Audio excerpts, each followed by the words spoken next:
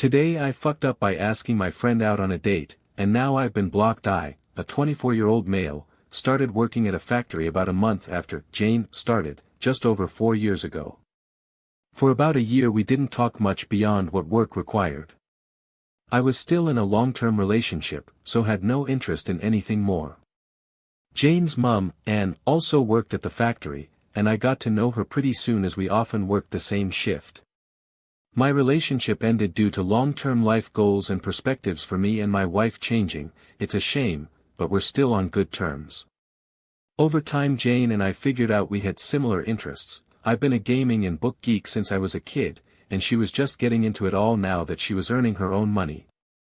I helped her choose computer parts during meal breaks and made sure her custom keycaps were compatible with the keyboard she wanted. She started to open up about some crappy stuff growing up. She said she was an anxious avoidant. If she was finishing the night shift and I was starting days, she'd stay back 15 minutes just to talk. If we were on the same shift we'd spend every spare second together.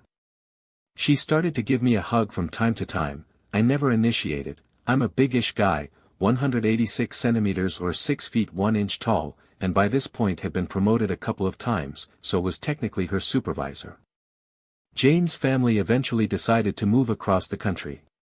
When I came back from some Army Reserve training, Jane was in her last week at the factory. She came running up, said how happy she was to see me, gave me a big hug and said she'd miss me. We stood in the parking lot talking for a full hour after our shift. And invited me over for a goodbye dinner. When I mentioned I'd be in the nearby city in about 6 weeks visiting a college friend, Jane instantly said I should come visit, and then said the same when she came back in the room. In the following weeks Jane and I played computer games for hours at a time, over 8 hours on Discord in one session. We'd message through the night while I was on night shift. When I visited and insisted I stay at their house, Jane showed me her books, manga and figurines. We went through each other's playlists, stayed up late watching hours of a show I'd told her about.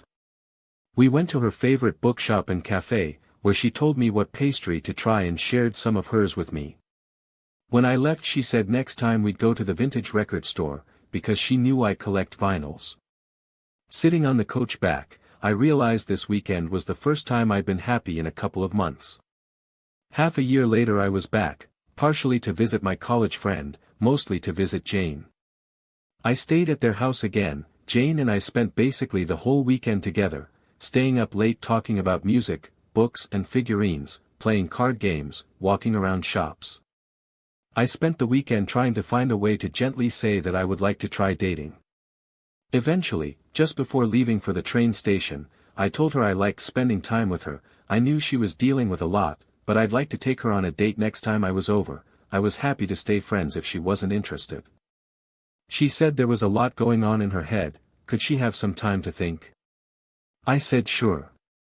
She gave me a hug goodbye at the station. A day later she removed me as a follower on TikTok, and a day after that she blocked me on TikTok completely. To sum it up in a few words, I've completely lost a good friend because I messed up by asking her out, rather than just being happy with being friends.